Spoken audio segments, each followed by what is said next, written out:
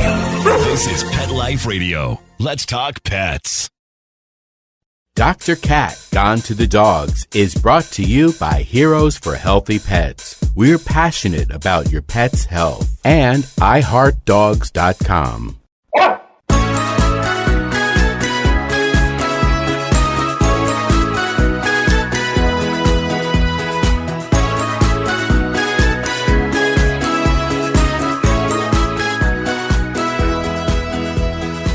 Hey there, dog lovers. Welcome to Dr. Cat Gone to the Dogs. I'm your host, Dr. Catherine Prim, and I am a small animal veterinarian and dog lover. Today with our show, I want to educate all of my dog-loving listeners about all things canine eye. I have with me a veterinary ophthalmologist, Dr. Bill Miller. We're going to talk about all the things that can happen to dog eyes that you might need to know so that you know what to do for the dog and you know who to call for help. So join us right after these messages with Dr. Bill Miller. It's not just a sneeze. It could be the pathway to disease. Your dog is at risk for contracting dog flu. That's why it's important to vaccinate your dog for dog flu. Get your dog vaccinated today. Visit dogflu.com for more information.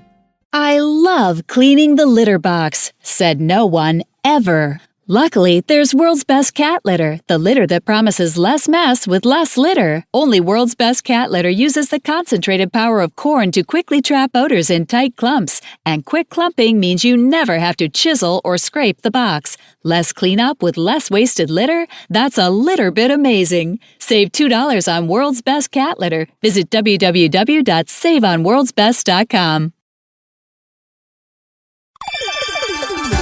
Let's Talk Pets on PetLifeRadio.com.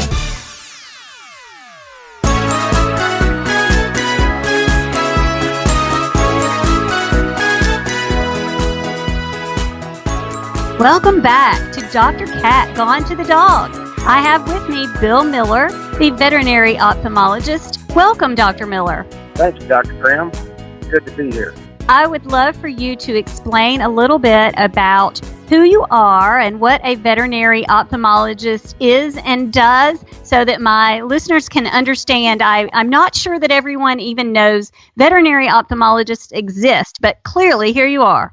I am. I'm a board-certified veterinary ophthalmologist, and what essentially that is I specialize in the care of animals' eyes, pretty much all animals other than people.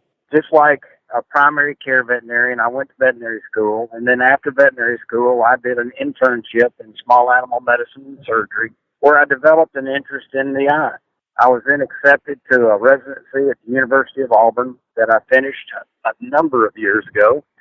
And then after finishing my residency, I was able to pass the certifying exam from the American College of Veterinary Ophthalmologists and become a board-certified veterinary ophthalmologist. And what a veterinary ophthalmologist does is essentially the same thing your ophthalmologist does. We examine eyes, we make diagnoses about eye problems, prescribe treatment, and do surgery. So what we do is not unlike your physician ophthalmologist, other than we don't do nearly as much refractive work, i.e. correcting nearsightedness or farsightedness as our human colleagues do. But that doesn't seem to be a big problem among our veterinary patients. Well, they don't complain about not being able to read and drive much, do they? Not very often. Well, so I want to talk about some of the things that my pet owners might see, maybe common diseases or things that might be a red flag for dog lovers that their dog needs to see their veterinarian or even their veterinary ophthalmologist. Can you do that for us? I can. Most of the time, what the owner is going to see is just redness and discharge. Anytime you see redness and discharge, you need to think that this is more than an allergy or more than an irritant, because many eye diseases in the dog will only show up as redness and discharge. And redness and discharge may be a sign of anything from a minor corneal irritation, just something that's caused a small abrasion on the front of the eye, to glaucoma. And if we catch these diseases early, many times they can be corrected and vision can be saved. So what I recommend to all my pet owners out there is if you see anything that alarms you about the eye, especially when it comes to redness and discharge, the dog's holding the eye closed, rubbing at the eye, there may be clear discharge or colored discharge coming from the eye.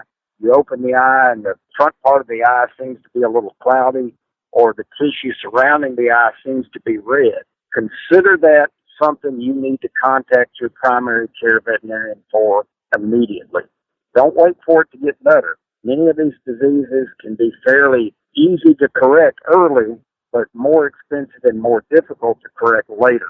So anytime you see redness and discharge from an eye, contact your primary care veterinarian, take the dog in for an examination, and then if your primary care veterinarian sees something that they're not sure about or needs further care, they will contact a veterinary specialist in their area and get your animal scheduled for a ocular exam by a veterinary ophthalmologist.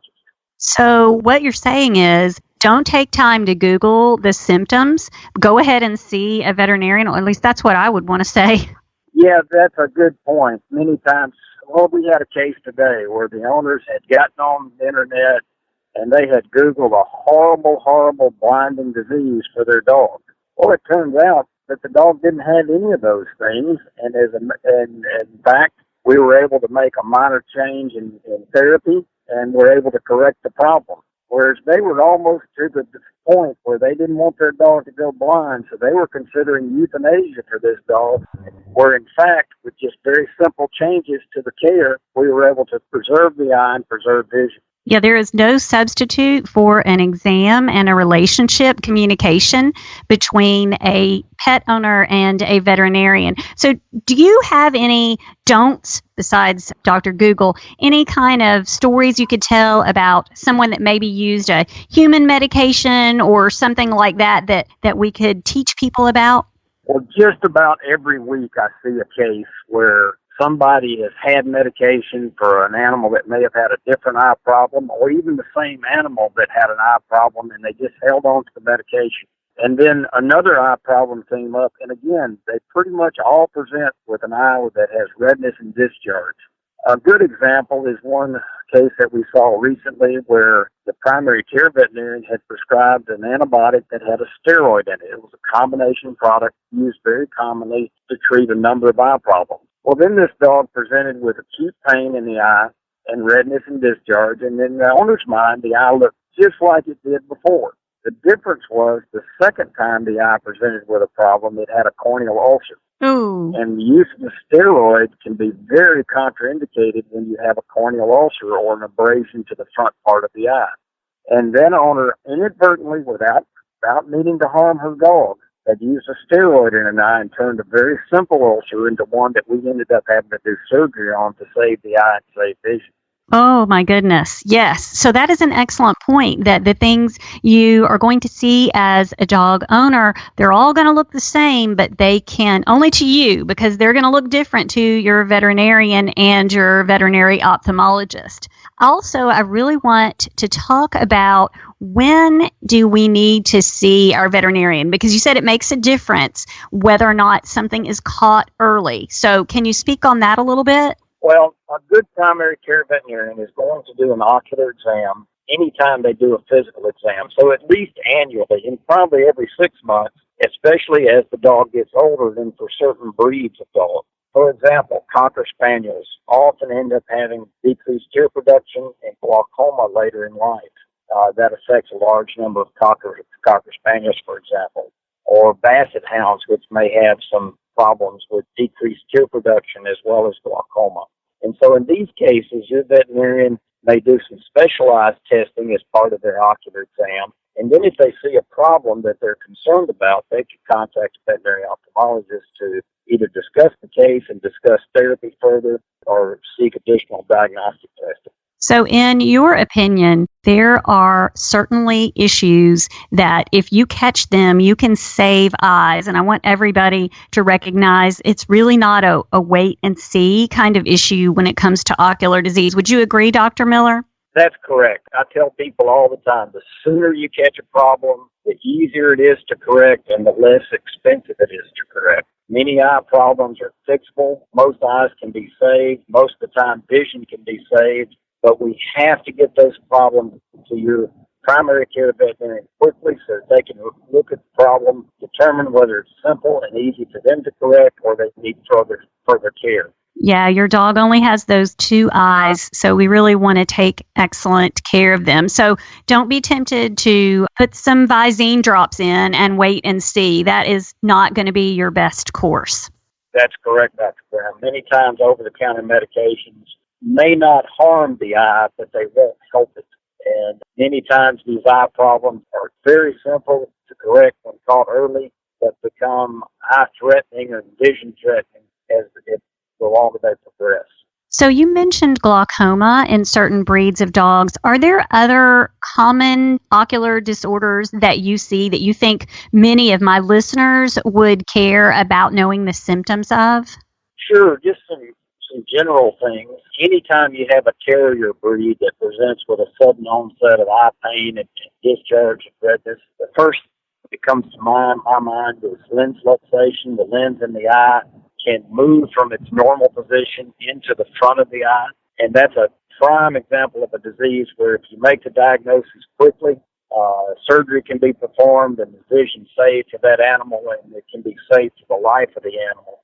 And interestingly, that's a disease that tends to occur in younger terriers, and that's terriers of every breed that's out there. Many breeds develop cataracts. Almost all diabetic dogs at some point following their diagnosis will develop diabetic cataracts. A prime example of when we catch those cataracts early, very simple to remove the cataract, restore vision by doing what's called phacoemulsification, which is the small incision cataract surgery that would be very similar to what would be done in your eye if you had cataract surgery. We put in an artificial lens, an IOL implant, and vision is restored probably 95 to 98% of the cases.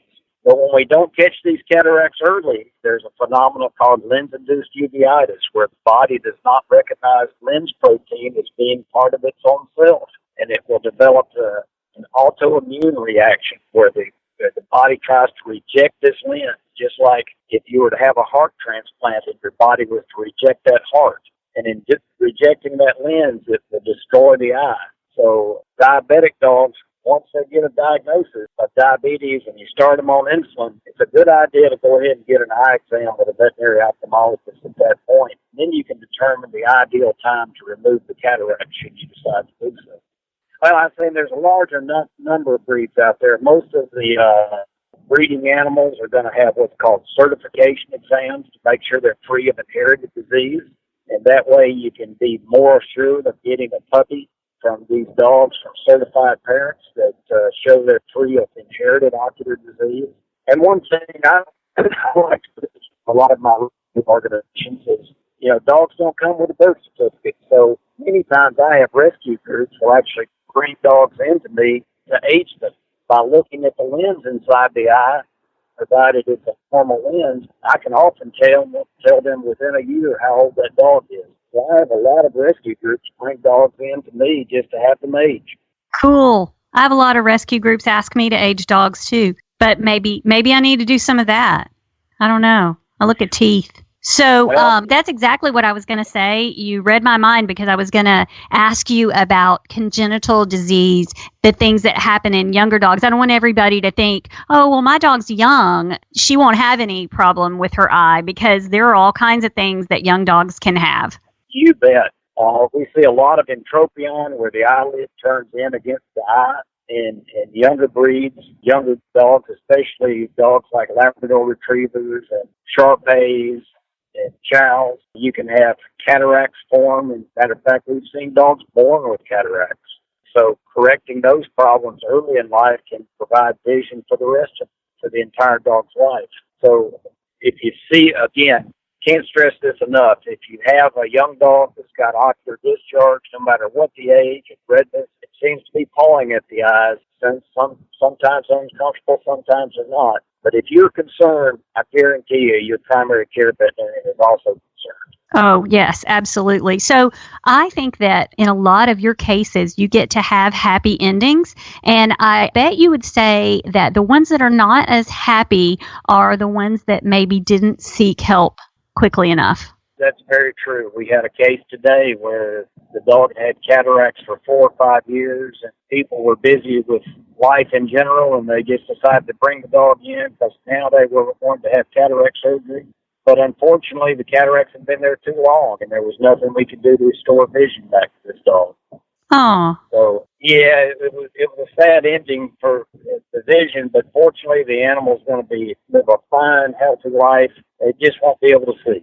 Right, and as we mentioned, since they don't read and drive, that's less of an impact. So, not a completely bad ending, but sort of sad that you couldn't do what you do early enough to save his vision.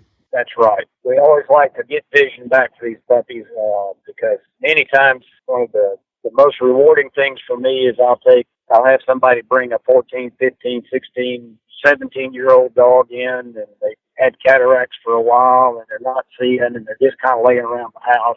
And we do cataract surgery, and vision is restored. And I've had several owners say, "Doc, you've just given me my dog back like he was 5 years ago." Yeah, I love it when they say stuff like that. So are there any things that owners can do at home to help be more attuned or more aware to help dogs be happier and healthier that you can, specifically to the eyes, that you can maybe recommend? Well, the number one thing I think is to see your primary care veterinarian either annually or every 6 months. A good, healthy dog will have good, healthy eyes. Excellent. Excellent. Well, tell us where you are, just in case some of my listeners would like to have their primary care veterinarian reach out to you. Did you say Arkansas? Yeah, I'm an ophthalmologist with Arkansas Veterinary Emergency and Specialist. I've been an ophthalmologist with Memphis Veterinary Specialist for a number of years, and then we opened this other office over at Little Rock. And so my new associate, Dr. Jane Ashley Huey, is the veterinary ophthalmologist with Memphis Veterinary Specialist. And I can be reached through our office there in Little Rock. I'm happy to help any veterinarian and any animal owner that I can anytime. Excellent. Well, thank you for joining us today. And I would love to thank my listeners for listening every time, and also our producer, Mark Winter. And I want everyone to go out there and raise the rough. Let's Talk Pets, every week on demand, only on PetLifeRadio.com.